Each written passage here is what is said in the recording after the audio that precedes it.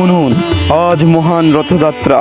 শ্রী জগন্নাথ দেব, বলরাম ও সুভদ্রা রথ চলছে। সবাই চলুন রথ টানতে। দড়ি তো অনেক আছে, রথের দড়ির মতো না, যা টানতে ভাগ্য লাগে দাদা ভাই। আপনারা সকলেই মিলিত হয়ে চলে আসেন রথের মেলাতে। জনক শুনলি, আজকে আমাদের রথযাত্রা। চল না সবাই মিলে একসাথে রথ টানি। রথযাত্রা শুরু হয়ে গেছে। ধুর, এত রত করিস কেন তুই? কি আছে ওই দড়িতে আজাইরা? আমরা ওই সব টানাটানি করতে পারবো না, তুই যা।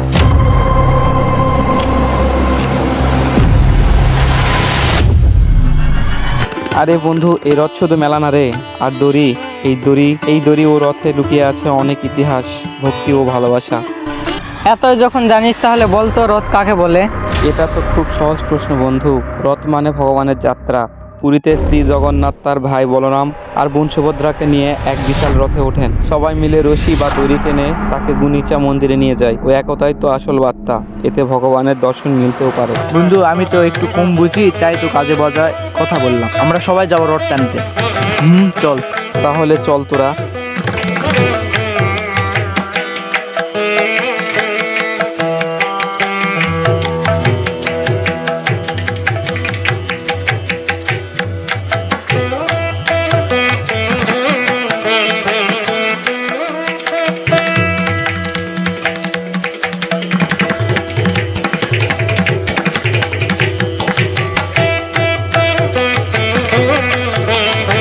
জনক, কিছু দেখলি এখানে কি চলছে? কি দেখতাছিস? আর কি চলছে বুঝতে পারছি না।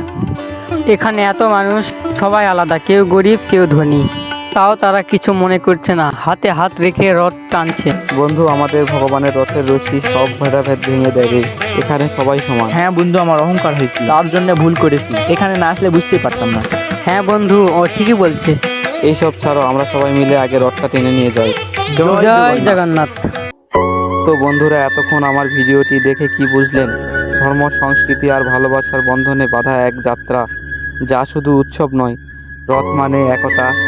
রথের রশিতে টানে হৃদয়কে, ভক্তির দড়িতে বাঁধে সবাইকে। আসুন সবাই মিলে ভালোবাসা ছড়িয়ে দিই। আমার এই ভিন্নধর্মী ভিডিওটি আপনাদের কেমন লাগলো?